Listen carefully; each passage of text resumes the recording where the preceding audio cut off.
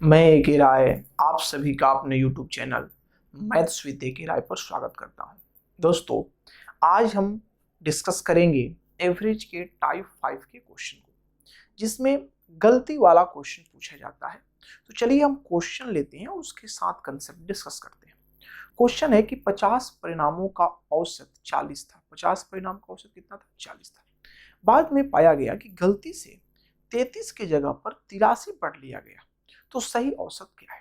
सही औसत क्या है? अच्छा देखो, इसको पहले हम लॉजिकली सॉल्व करते हैं, फिर एक फॉर्मेट आपको हम दे देंगे। औसत कितना था? 40। पहले जो औसत था वो आपका कितना था? तो 40 था। और परिणाम कितने थे? 50 परिणाम, मतलब नंबर्स कितने थे? 50। नंबर्स कितने थे? 50। 50 नंबर का जो औसत था वो आपका क्या था? 40 था। लेकिन इसमें गलती होती है। गलती क्या होती है कि एक व्यक्ति क्या करता है कि 33 की जगह पर वो 83 पढ़ लेता है। देखो, रियल में वो चीज क्या था? वास्तव में था वो 33। वास्तव में था वो क्या? 33। लेकिन उसने पढ़ लिया क्या? 83। वो पढ़ा कितना? इसको 83। तो बोलो भाई, कितना ज्यादा वो पढ़ लिया? कितना ज्यादा वो पढ़ लिया?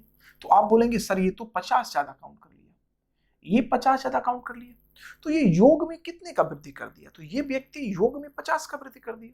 तो अगर योग में 50 वृद्धि कर दिया तो औसत में कितने का वृद्धि किया? अरे 50 से योग में बढ़ा और 50 ही संख्या है। तो आप बोलेंगे सर ये औसत में 1 का वृद्धि करेगा। औसत में जो इसने वृद्धि किया वो वृद्धि कितने का है? 1 का है। औसत का वृद्धि कितने का है? 1 का। तो 1 ये ज्यादा काउंट कर ले। इसका मतलब ये हुआ कि जितना भी वो औसत निकाला उसमें 1 वो ज्यादा काउंट कर लिया। तो उसने औसत निकाला कितना था? 40। उसने औसत कितना निकाला था? 40। तो 40 में उसने 1 ज्यादा औसत काउंट कर लिया है, इसलिए रियल में जो आंसर उसका होगा वो आंसर होगा 39। औसत कितना होगा? 39। तो ये लॉजिकल अप्रोच था, लेकिन इस लॉजिक को बहुत सारे बच्चे समझ भी जाते हैं, बहुत सारे बच्चे नहीं भी समझते हैं। तो अगर आपको ये बात नहीं समझ में आई तो हम आपको एक फॉर्मेट दे देते हैं। उस फॉर्मेट पर आप क्वेश्चन को डायरेक्ट रखिएगा और क्वेश्चन आपका सेकेंडों में सॉल्व हो जाएगा। वो फॉर्मेट क्या है पहले हम ये बताते हैं। देखिए, सही औसत बराबर, मतलब बाद में सही औसत हो रहा है तो सही औसत बराबर, सही औसत बराबर आप लिख सकते हैं गलत औसत। गलत औसत, औसत प्लस सही मान, सही मान माइनस गलत मान बट्टा में संख्या। ये वही चीज है, वही फॉर्मेट है जो हमने अभी आपको बताया। देखिए, गलत औसत आप कितना काउंट कर लिए? तो आप काउंट कर लिए 40। और सही जो वैल्यू था वो आपका था 83। सही वैल्यू क्या था? नहीं, सही वैल्यू 83 नहीं था, सही वैल्यू 33 था। आपने 83 काउंट कर लिया, तो सही वैल्यू था 33, तो सही वैल्यू को प्लस में लिखना है और जो आपने गलत काउंट किया उसे माइनस में लिखना है। तो 33 माइनस क्या होगा? 83 बटा संख्या। तो संख्या कितना हो गया आपका? 50, क्योंकि संख्या तो टोटल 50 था। तो बोलिए क्या हो गया? तो 40। अब ये आपको माइनस आ जाएगा, तो माइनस ये 50 बटा 50 कैंसिल हो, कितना हो जाएगा? 1। तो 40 में से एक जाएगा, 39 आपका क्या होगा? आंसर। तो ये फॉर्मेट अगर माइंड में आप सेट कर लेते हैं तो भी आप क्वेश्चन बहुत इजी तरीके से सॉल्व कर लेंगे। अगला क्वेश्चन कर रहा है कि 100 परिणामों का औसत क्या था? 42 था। जो 100 परिणाम थे उनका औसत क्या था? 42। ये औसत आपका रहा 42। नंबर कितने? 100 नंबर है। अब कहा जा रहा है कि बाद में पता चला कि उसमें 2 परिणाम गलती से 52 की जगह पर 32 और 75 की जगह पर 95 पढ़ लिए गए। 52 रियल में था 52, तो उसको पढ़ लिया 32, और 75 रियल में था तो उसको पढ़ लिया 95। ये सही डाटा है और ये गलत डाटा उसने पढ़ लिया। तो रियल में ये था कितना? तो ये था 127, और गलती भी किया तो ये कर क्या दिया? 127। मतलब हुआ क्या कि सही में भी वो 127 था और गलती से भी वो काउंट किया तो भी 127 ही काउंट किया। तो ये डिफरेंस इसका कितना हुआ? ये डिफरेंस कितना हुआ? 0। तो जब डिफरेंस 0 हुआ इसका मतलब औसत में कोई वृद्धि नहीं हुआ। जो आपका औसत रहेगा वो आपका 42 ही रह जाएगा। ये आपका आंसर हो गया। आप लॉजिकली सोचते हैं तो, नहीं तो जो हमने फॉर्मेट आपको बताया उस फॉर्मेट पर रख दीजिए। सही औसत बराबर, सही औसत बराबर जो गलत औसत है वो कितना है आपका? 42 है। 42 है। यहाँ प्लस करिए, सभी सही मान को एक साथ लिखिए। तो सही मान क्या था? तो सही मान था 52 प्लस कितना? 75, और जो गलत मान उसने पढ़ा वो माइनस में जाएगा, क्या था 32 प्लस 95, और बट्टा में संख्या, तो संख्या कितना है आपका 100, यहाँ से डिवाइड कर दो तो क्या आ गया आपका 42 प्लस 127 माइनस 127 बट्टा में कितना 100, तो ये आपका कितना हो गया, 0 0 को 100 से डिवाइड करेंगे 42 ही आ जाएगा, ये आपका आंसर हो गया 42। तो इस प्रकार से आप क्वेश्चन को सॉल्व करेंगे। क्वेश्चन मेरा कह रहा है कि 100 चीजों का औसत क्या है भाई 46 है। बाद में यह पता चला कि उसमें 16 को गलती से 61 पढ़ लिया है और 43 को 34 पढ़ लिया था। यह भी पता चला कि चीजों की संख्या 100 नहीं बल्कि 90 थी। तदनुसार सही औसत क्या है। देखो भाई करना क्या है, बात को समझिएगा। 100 संख्या था जिसका औसत उसने 46 माना, ये काउंट किया 46, तो योग क्या हो जाएगा 100 गुने 46।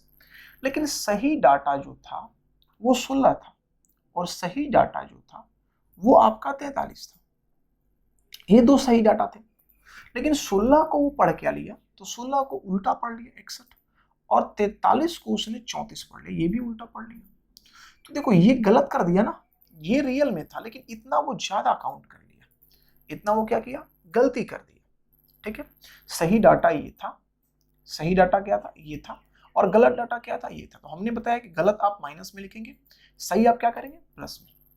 अब देखिए, लेकिन संख्या जो था वो 100 नहीं था, वो 90 था, तो आप डिवाइड किससे करेंगे 90 से, यही आपका औसत होगा, यही आपका नया वाला औसत होगा।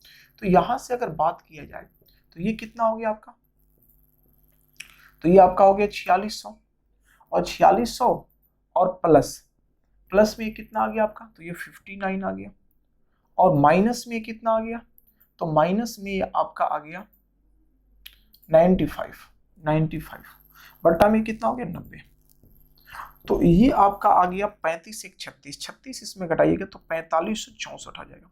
4564 बट्टा में कितना 90, इसे कैलकुलेट करेंगे तो आएगा 50.7।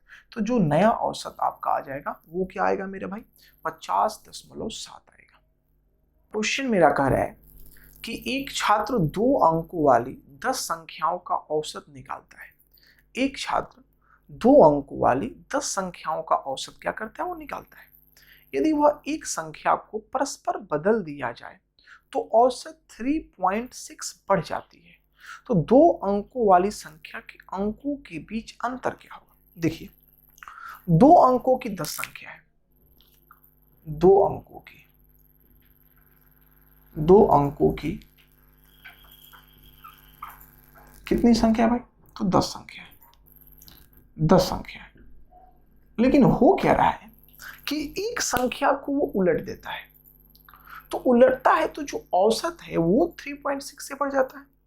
इस सिचुएशन को समझिएगा, ये क्या 10 संख्याएं कौन है ये हमको पता नहीं है, लेकिन ये दिक्कतें जो हो रही है वो सिर्फ एक संख्या को बदलने से हो रही है।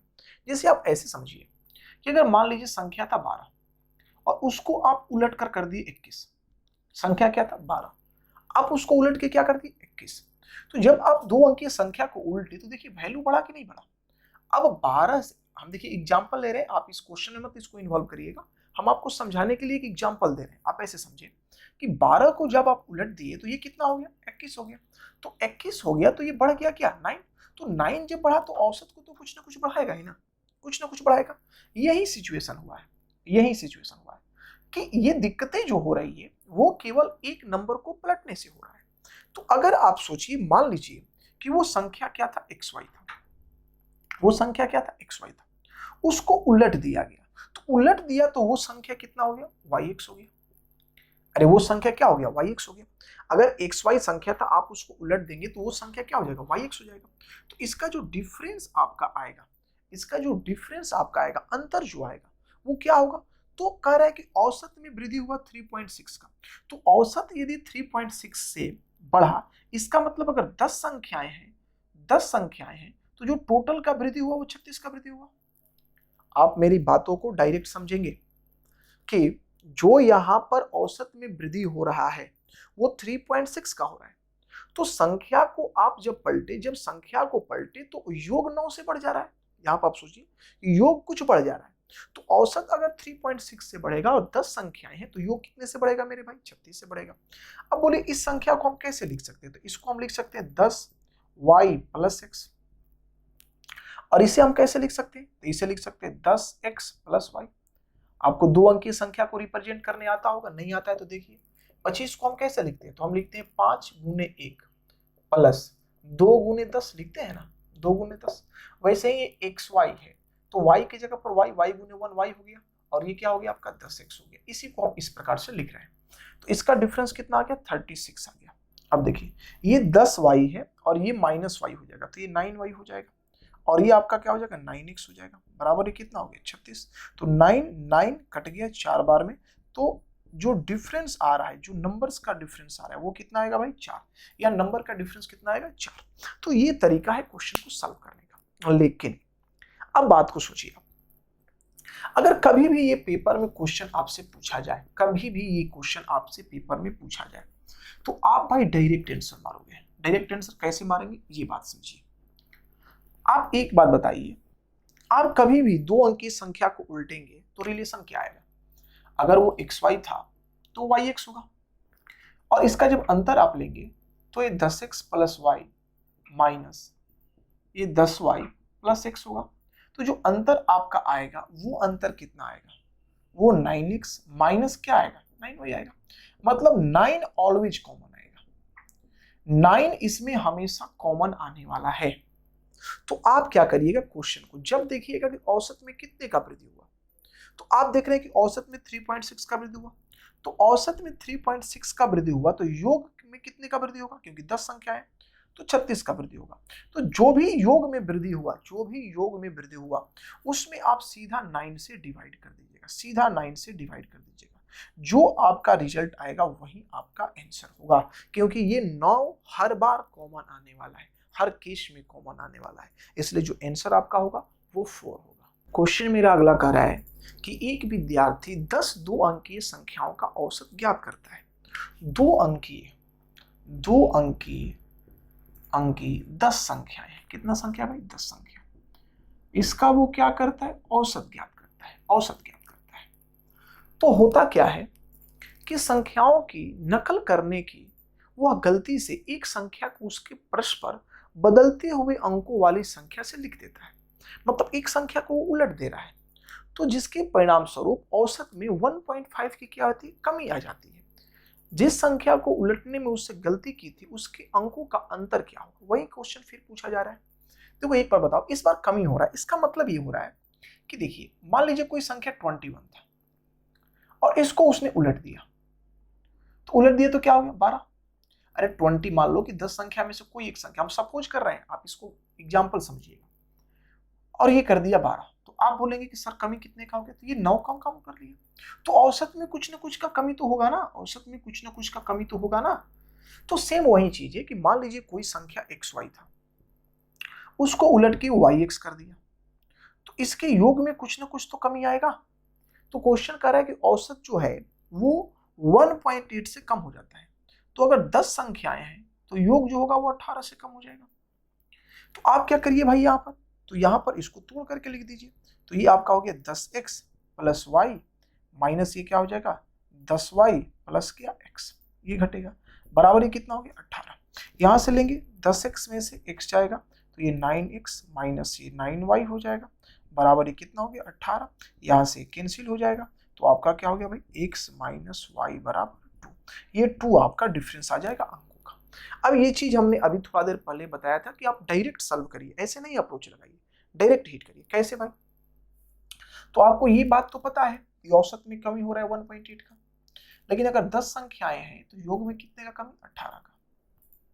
अब आप जानते हैं कि जब हम डिफरेंस लेंगे तो हमेशा बट्टा में 9 आएगा, तो 18 को 9 से डिवाइड कर लो, आंसर आ जाएगा 2। तो ये आपका आंसर। अब हम लोग स्टार्ट करेंगे टाइप 6 के क्वेश्चन को सॉल्व करना। देखिए ये जो टाइप है, इस टाइप के क्वेश्चंस एसएससी और रेलवे में जब पूछे जाते हैं तो उनका कैलकुलेशन छोटा होता है, लेकिन जब ये बैंक के एग्जाम में पूछे जाते हैं तो बहुत कैलकुलेटिव डाटा दिया जाता है। तो ऐसे डाटा से बचने के लिए और समय बचाने के लिए हम एक कंसेप्ट आपको बताते हैं। पहले आप कंसेप्ट देखिए, फिर हम लोग क्वेश्चन डिस्कस करेंगे। कंसेप्ट है ओवरलैप और नॉन ओवरलैप का। ओवरलैप और नॉन ओवरलैप दोनों हम एक साथ लेके चलते हैं। नन ओवरलैप और नन ओवरलैप। एक क्वेश्चन से आप समझ पाएंगे। एक क्वेश्चन हम लेते हैं कि 9 परिणामों का औसत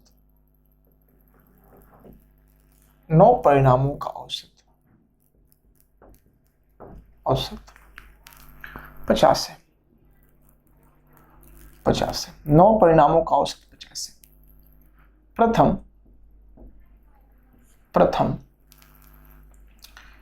5 परिणाम का औसत प्रथम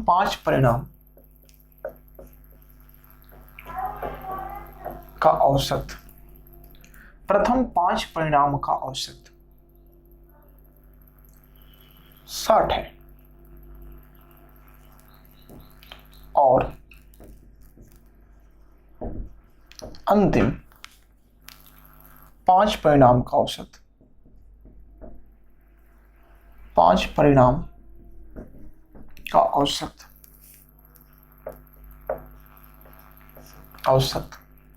जो है वो आपका 40 है।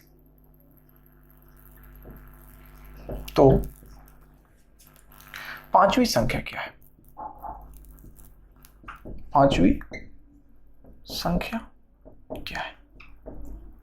अगर इस क्वेश्चन को आप जनरल से बनाना चाहें तो इजी वे में बना सकते हैं, कोई दिक्कत नहीं, बस समय थोड़ा ज्यादा लगेगा। लेकिन हम जो कंसेप्ट बता रहे हैं उस कंसेप्ट को सीखिए। हम जनरल से भी बताएंगे और इस कंसेप्ट से भी बताएंगे। देखिए हो क्या रहा है, सिचुएशन को समझिए। 9 परिणाम है, 1 2 3 4 5 6 7 8 9। कह रहा है कि प्रथम 5, तो 1 2 3 4 5, प्रथम 5 को लिया गया, ये प्रथम 5 रहे। और कह रहा है अंतिम 5, तो ये अंतिम 5 को लिया गया। तो देखिए ये वाला जो टर्म है ये ओवरलैप कर गया, ये ओवरलैप किया। तो अब आप कहिएगा कि सर ओवरलैप के बारे में पता कैसे चलेगा? देखते देखते कैसे पता चलेगा? तो जब प्रथम जो संख्या बोले और जो अंतिम संख्या बोले, प्रथम और अंतिम संख्या का वैल्यू जो हो वो बड़ा हो कुल से, प्रथम और अंतिम का वैल्यू जब बड़ा हो जाए कुल से, तो आप समझेंगे कि ये जो कंसेप्ट है ये किसका कंसेप्ट है भाई? ओवरलैप का कंसेप्ट है। अब थोड़ा सा ध्यान दीजिए, प्रथम क्या कर रहा है? तो 5, अंतिम क्या कर रहा है? 5, और कुल क्या दिया है? 9। देखिए 10 का वैल्यू 9 से बड़ा है। ये देखते देखते क्लियर हो जाना है कि ये जो है वो ओवरलैप का क्वेश्चन है। तो ये ओवरलैप है। अब कंसेप्ट क्या है ये बताने से पहले इस क्वेश्चन को पहले हम जनरल से सॉल्व करते हैं, पहले ओवरलैप का फिर नॉन ओवरलैप का। आप बोलेंगे कि जब इस क्वेश्चन को हम सॉल्व करने जाएंगे तो हम बोलेंगे 9 परिणाम का योग, तो सीधा आप बोलेंगे कि सर होगा कितना? तो 9 गुने 50 हो जाएगा, अर्थात ये 450 हो जाएगा। अब आप बोलिएगा कि प्रथम 5 परिणाम का योग, तो 5 परिणाम का औसत कितना है? 60। तो 5 गुने 60 ये कितना हो गया आपका? 300 हो गया। अब बोलिएगा अंतिम 5 परिणाम का योग, तो ये क्या होगा भाई? तो 5 और गुने क्या? 40, तो 5 का 20 कितना हो गया? 200। अब 5वां परिणाम का वैल्यू हमें निकालना है, 5वां परिणाम या 5वीं संख्या जो भी कर सकते हैं। तो देखिए करना क्या है, इन दोनों को जोड़िए, ये 10 संख्या हो गया, 5 5 कितना हो गया? 10 संख्या। मतलब एक संख्या ओवरलैप होकर के दोनों तरफ से काउंट हो रही है। दोनों तरफ से क्या हो रही है? काउंट हो रही है। जब इधर से भी काउंट कर रहे हैं तो भी काउंट हो रहा है, इधर से काउंट कर रहे हैं तो भी काउंट हो रहा है। तो अगर इस 10 संख्या में से 9 संख्या निकाल दे तो क्या ओवरलैप वाली संख्या निकल जाएगी क्या? तो आप 5 संख्या का परिणाम करने के लिए पहले इन दोनों को जोड़ेंगे। तो 300 प्लस 200 आप जोड़ दिए। 300 प्लस 200 में से आप माइनस कर देंगे क्या भाई? तो आप माइनस कर देंगे 450, आप माइनस कर देंगे 450। तो 500 में से 450 निकल जाएगा। इसका मतलब जो आंसर होगा वो कितना हो जाएगा आपका? 50 हो जाएगा। तो इस प्रकार से आप क्वेश्चन को सॉल्व करते आप देख रहे होंगे कि डाटा हमने छोटा छोटा लिया है और 10 का मल्टीपल लिया है, तब हमको इतना कैलकुलेशन करना पड़ रहा है। अगर ये डाटा कहीं डेसिमल में दे दिया गया या बड़ा डाटा दे दिया गया, 3 अंकों में दे दिया गया, 4 अंकों में दे दिया गया, तो आपका हालत इस क्वेश्चन को सॉल्व करने में खराब हो सकता है। तो कैसे आप सॉल्व करें? देखिए आपको बताते हैं तरीका डायरेक्ट सॉल्व करने का। आप कुल को बीच में लिखिएगा, यहां कुल लिख दीजिए। कुल का औसत क्या है भाई? कुल का औसत देखिए, कुल प्रथम, प्रथम कुल और अंतिम, अंतिम। ये अंतिम को आप ऊपर भी लिख सकते हैं, प्रथम को बाद में भी लिख सकते हैं, इससे कोई फर्क नहीं पड़ेगा, लेकिन कुल को हमेशा बीच में आपको लिखना है, कुल को हमेशा बीच में लिखना है। अब बोलिए प्रथम का औसत कितना है भाई मेरे? तो प्रथम 5 का औसत कितना है? 60। प्रथम 5 का औसत कितना है? 60। ये बात याद रखिएगा कि प्रथम 5 है, प्रथम संख्या कितना है? 5 है, और अंतिम संख्या कितना है? 5 है। ये आपको दिया हुआ है, प्रथम 5 अंतिम 5, ठीक है। और कुल का जो औसत है वो कितना है मेरे भाई? तो कुल का जो औसत है वो आपका जो है वो कितना दे रखा है आपको? 50। कुल का औसत क्या है? 50। और अंतिम का जो औसत है वो कितना है आपका? 40 है। अंतिम का औसत कितना है? 40 है। अब आपको बताना है इसका आंसर, तो डायरेक्ट कैसे आप अप्रोच लेंगे? आप कहिएगा इससे देखना है, कुल से देखना है कि ये 50 से 10 मेरे भाई कितना ज्यादा है? 50 से 10 नहीं, 60 कितना ज्यादा है? 10 ज्यादा है। तो 10 अगर ज्यादा है और ऐसी संख्याएं 5 है तो ये 50 ज्यादा हो जाएगा, ये 50 ज्यादा हो जाएगा। और ये 50 से कितना कम है मेरे भाई? तो ये 50 से कितना कम है? तो आप बोलेंगे कि ये 10 कम है। तो 10 कम है तो 5 में कितना कम हो जाएगा? तो 50 कम हो जाएगा। तो अगर ये 50 ज्यादा हो गया और ये 50 कम हो गया, वो 50 ज्यादा हो गया, ये 50 कम हो गया, इसका मतलब कि कुल पर कोई प्रभाव नहीं पड़ रहा है। तो जो कुल पर प्रभाव नहीं पड़ रहा है, तो ये जो बीच वाला संख्या होगा, ये जो बीच वाला संख्या होगा, ये जो बीच वाला संख्या होगा, यही आपका आंसर होगा। यही क्या होगा? आपका आंसर होगा मेरे भाई, यही आपका क्या हो जाएगा? आंसर हो जाएगा। आप डायरेक्ट इसी तरह से सॉल्व करेंगे। एक क्वेश्चन हम और ले लेते हैं, ठीक है, जिसमें कि ऐसा डाटा ना आए जो कि बराबर बराबर हो, ठीक है। ये आपको समझ में आ गया? आप ऐसे भी सॉल्व करेंगे, ऐसे भी सॉल्व करेंगे। अब हम क्या करते हैं कि इसी में थोड़ा सा हम डाटा को चेंज करते हैं, ठीक है। इसी में हम डाटा को चेंज कर देते हैं, वैल्यू को केवल चेंज कर देते हैं, तब एक क्वेश्चन और मेरा बन जाएगा, और फिर हम उसको सॉल्व करके दिखाते हैं कि आप चीज को समझ पा रहे हैं कि नहीं समझ पा रहे हैं। जैसे 9 परिणामों का औसत हमने मान लिया कि 56 है, 9 परिणाम का औसत मान लिया 56। प्रथम 5 परिणाम का औसत, प्रथम 5 परिणाम का औसत हमने लिख दिया कि आपका 46 है, 46 है, ठीक है। और अंतिम 5 परिणाम का जो औसत हमने मान लिया वो मान लिया कि 62 है। अब आपको बताना है कि वो क्या होगा। अब आपको बताना है कि संख्या क्या होगी जो पांचवी संख्या। तो इसको मिटा देते हैं, ये तो बात आप समझ गए कि ओवरलैप क्या है, इसको मिटाते हैं। अगर आप डायरेक्ट संख्या निकालना चाहेंगे जनरल तरीका से, तो एक ही बार हम लिखते हैं पांचवी संख्या। जनरल से पहले बना लेते हैं पांचवी संख्या या पांचवा परिणाम। तो आप क्या करेंगे भाई कि 5 प्रथम वाले को 5 गुने 46 और प्लस 5 गुने 62, इसे आप क्या करेंगे? जोड़ेंगे, और इसमें से माइनस करेंगे 9 इंटू 56। तो अगर इसको जोड़ेंगे तो 6 5 30 का 0, कैरी 3 हो गया, 5 का 20 3 23 230 हो गया। यहां से करेंगे आप तो ये कितना आपका आ गया? 5 दूनी 10 का 0 हो गया, कैरी 1, 6 5 30 और 1 31 हो गया, ये एक साथ आ जाएगा। माइनस से 9 6 54 की 4, कैरी कितना हो गया? 5, 9 5 45 और 45 और 5 कितना हो गया? 50। फिर एक बार 9 6 54 की 4, कैरी कितना? 5, 9 5 45 5 50। यहां से आप देखेंगे तो ये आपका आ गया 300, 300 और 200, तो 500 और 30 है 10 40, 540। तो 540 में से आप 504 घटा देंगे, आपका आंसर आ जाएगा 36। इस प्रकार से आप कैलकुलेट करेंगे। लेकिन अब इस ओवरलैप और नॉन ओवरलैप का जो कंसेप्ट है, हमने जो ओवरलैप का कंसेप्ट बताया, इस कंसेप्ट से आप देखिए क्या करेंगे क्वेश्चन को। यहां आप लिखिए कि प्रथम कितनी संख्या है? तो 5 संख्या है, प्रथम 5, या लिख दो प्रथम 5। कुल जो संख्या है वो कितना है आपका? तो कुल आपका 9 है, और अंतिम जो है वो भी क्या है? 5 है। लेकिन प्रथम 5 का जो औसत आपको दे रखा है वो कितना है मेरा भाई?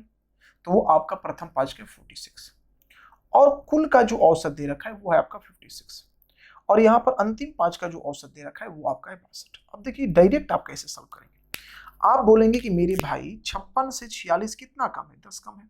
तो 10 कम है 1 में, तो 5 में कितना कम हो जाएगा? 50 कम हो जाएगा। और 56 से जो 62 है ये कितना ज्यादा है? तो बोलेंगे कि 6 ज्यादा है। तो 6 ज्यादा है 1 में, तो 5 में कितना ज्यादा होगा? तो ये 30 ज्यादा हो जाएगा। 5 में कितना ज्यादा होगा? 30 ज्यादा हो गया। तो 30 ज्यादा हो गया, तो ध्यान दीजिए ये 30 प्लस में है और ये 50 माइनस में है। ये 30 प्लस में है, ये 50 आपका माइनस में है, तो आप सीधा बोलेंगे कि दोनों का डिफरेंस कितने का आ रहा है। तो आप बोलेंगे कि अभी भी लफड़ा हो रहा है, ये -50 से +30, तो अभी भी लफड़ा हो रहा है -20 का। अभी भी लफड़ा कितने का हो रहा है, -20 का। तो जो आपका वैल्यू है माइनस तो माइनस, प्लस तो प्लस, जो आपका फाइनल रिजल्ट आए, तो फाइनल रिजल्ट आया -20, तो आप इसमें से -20 कर देंगे। तो 56 में से -20 करेंगे, 36 आएगा। यही आपका आंसर होगा पांचवा परिणाम का, अर्थात जो परिणाम ओवरलैप करेगा। वहां पर कुछ नहीं आया था, इसलिए हमने उसमें 0 जो ऐड किया था। अब यहां पर हमारा 20 कम आया, इसलिए हमने क्या किया, 20 कम कर दिया। तो ये आपका कंसेप्ट हो गया किसका भाई, तो ये कंसेप्ट आपका हो गया ओवरलैप का। अब नन ओवरलैप में क्या होता है वो देख लिया जाए, इसे हम मिटाते हैं। नन ओवरलैप का कंसेप्ट,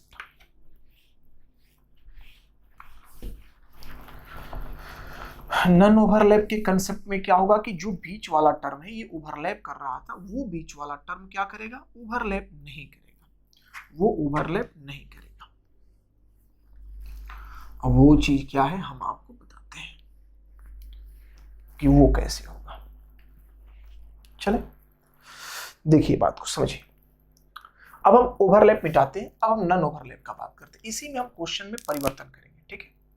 जैसे 9 हो गए, 9 परिणामों का औसत क्या है, 56, ठीक है।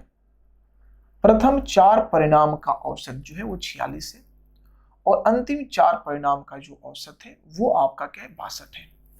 तो पांचवी संख्या क्या होगी, ये आपसे पूछा गया है। अब देखिए ये नन ओवरलैप कैसे है ये समझना है। पहले 9 संख्या है, 1 2 3 4 5 6 7 8 9। प्रथम 4 को लिया, ये प्रथम 4, अंतिम 4 लिया ये, तो बीच में ये एक बच गया, ये नन ओवरलैप है, नन ओवरलैप है, यही आपका नन। कैसे पता चलेगा ये, तो प्रथम प्लस अंतिम, प्रथम प्लस अंतिम का डाटा यदि कुल से छोटा हो जाए, जैसे यहाँ प्रथम क्या था 4 और अंतिम क्या था 4, ये कुल 9 से क्या है छोटा है, 8 क्या है छोटा है, तो आप समझ जाएंगे कि ये जो है ये कंसेप्ट जो है वो नन ओवरलैप का है, नन ओवरलैप का है, ओवरलैप। अब देखिए नन ओवरलैप में क्या करना है, कुछ नया नहीं करना है, जो आप पिछले ओवरलैप में सीखे वही करना है। लेकिन अगर आपका प्लस आता था तो आप प्लस न लिखते थे, आपका जैसे -20 आया पिछले वाले क्वेश्चन में तो आपने -20 लिखा। अगर आपका प्लस आएगा तो आप क्या लिखेंगे, प्लस लिखेंगे। लेकिन यहां पर क्या करेंगे, आप बात को समझिएगा कि अगर प्लस आएगा तो माइनस लिख दीजिएगा, और अगर माइनस आएगा तो क्या लिख दीजिएगा, प्लस। उल्टा कर देना है, प्लस को माइनस और माइनस को क्या कर देना है, प्लस। तो चलिए अब हम इसको सॉल्व करके आपको दिखाते हैं, इस क्वेश्चन को जनरल से भी और नन ओवरलैप के कंसेप्ट से भी। इस क्वेश्चन को पहले हम जनरल से सॉल्व करते हैं, ठीक है, फिर हम नन ओवरलैप का अप्रोच लगाते हैं, ठीक है।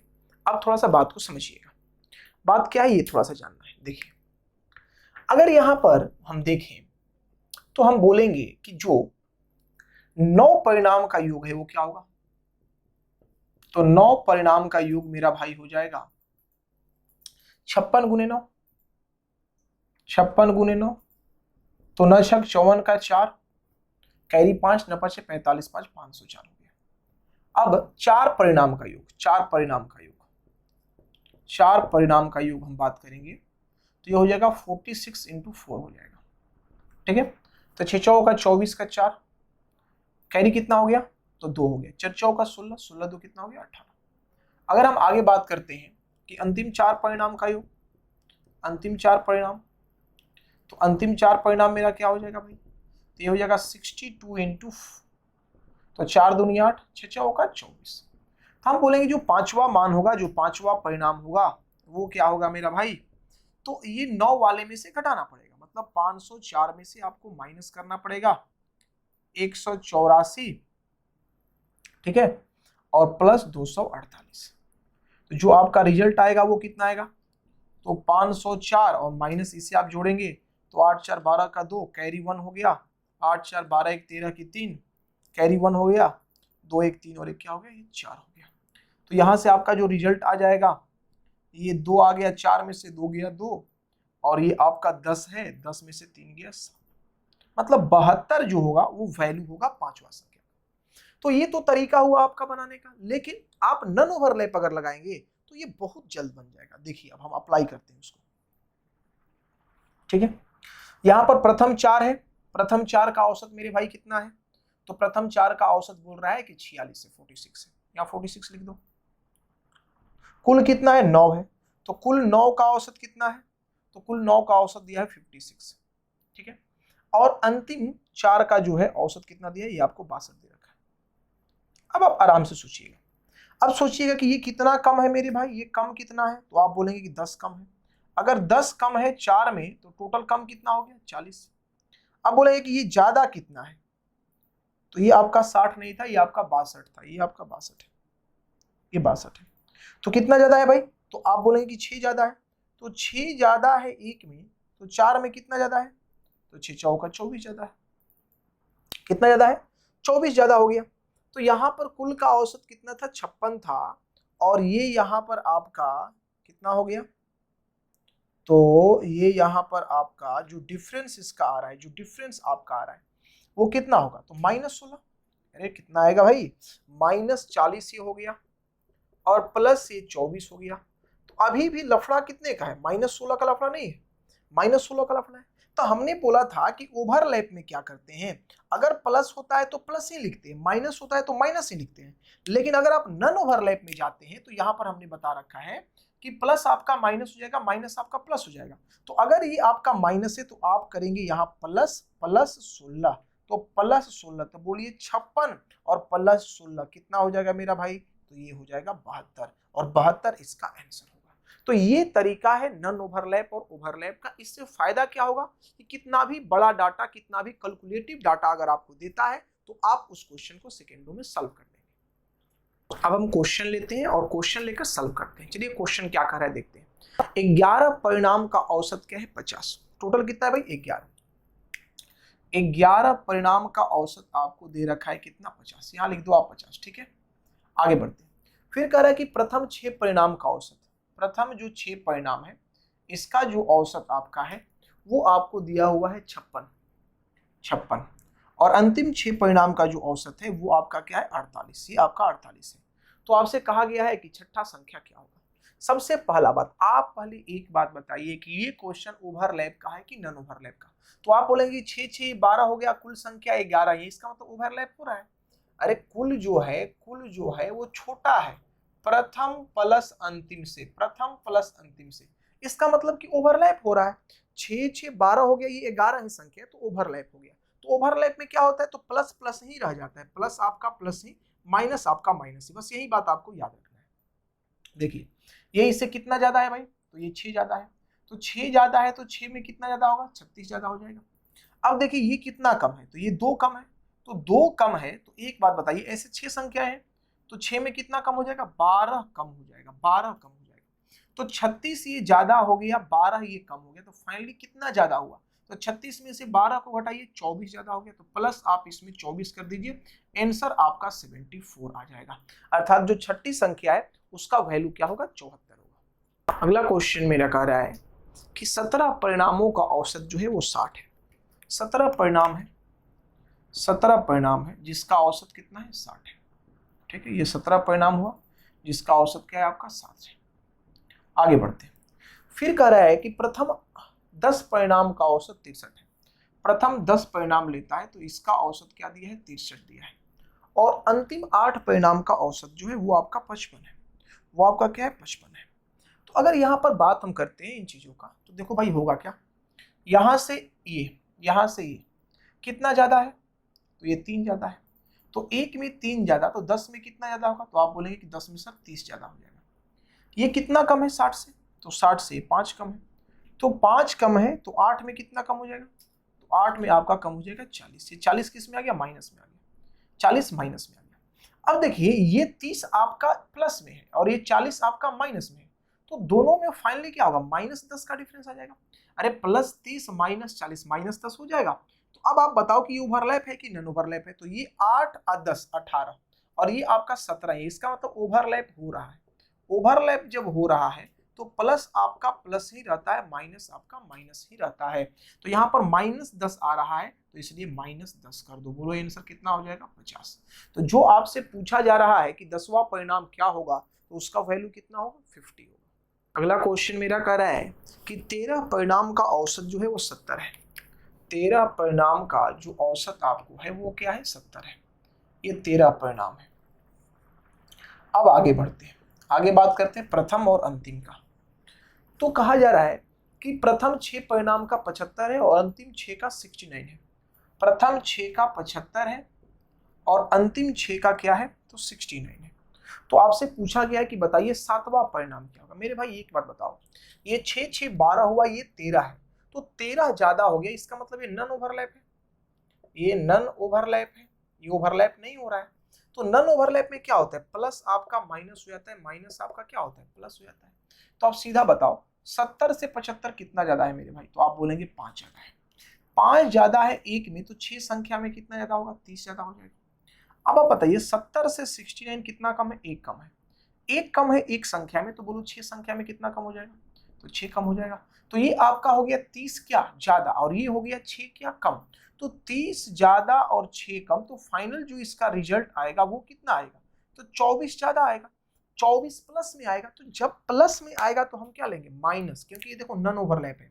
अगर ओवरलैप रहता तो प्लस ही लेते, लेकिन ये नन ओवरलैप है इसलिए हम माइनस ले लेंगे। तो -24 करेगा तो 46 जो है वो इसका आंसर होगा, अर्थात जो 7वां परिणाम होगा उसका वैल्यू 46 होगा। अगला क्वेश्चन मेरा कह रहा है कि 8 संख्याओं का माध्य जो है वो 20 है। तो 8 संख्या का माध्य यदि 20 है तो मेरे भाई योग कितना होगा? तो 8 गुने 20 हो जाएगा। ठीक है, आगे बढ़ते हैं। प्लस फिर कहा जा रहा है कि पहली 2 संख्या जो है, 8 संख्या में पहली जो 2 संख्या है उसका माध्य क्या है भाई? तो 15.5 है। तो आप एक बताइए, ये योग हो गया टोटल, ये योग हो गया टोटल। अब देखिए कह रहा है कि पहली जो 2 संख्या है उसका जो औसत है वो 15.5 है, माध्य जो है 15.5 है। तो योग क्या हो जाएगा? 15.5 गुने 2 हो जाएगा। प्लस उसके बाद कहा जा रहा है कि अगली 3 संख्याओं का माध्य जो है वो 21.1/3 है। तो 3 संख्या हो गया और माध्य जो इसका हो गया 21.1/3। तो 21 से 63 एक 64/3 इसको लिख सकते हैं, 64/3।